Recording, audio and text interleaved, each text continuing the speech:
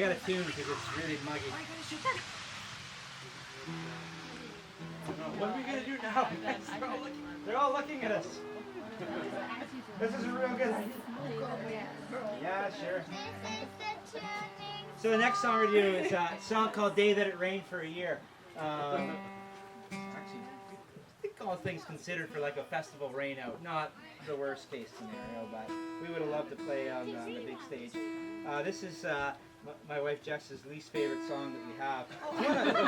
It's one of my favorites. The reason that we almost got a good old divorce over this one when she heard the album demos.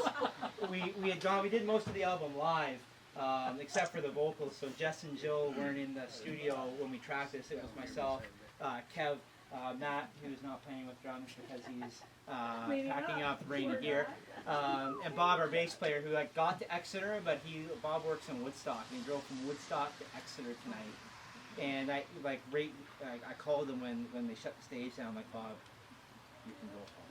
And so Bob drove from Woodstock to come to Exeter, hit the white squirrel sign, and turned around and drove back to London. And he's got to go back to Woodstock to work tomorrow, and then here, and then they're going to vacation tomorrow afternoon. So he's a dedicated guy. But anyway, we recorded this song after we went out for a Chinese food feast, and we did 5 takes of it, and each of them got slower and slower and slower as that Chinese food fullness set in.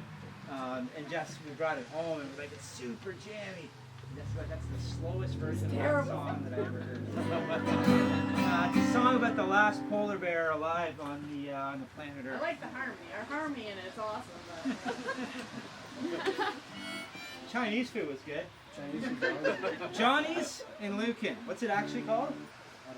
I don't know. We call it Johnny's. It's the Chinese food place in Lucan, Ontario. If you walk in there and say Johnny, you'll get something good.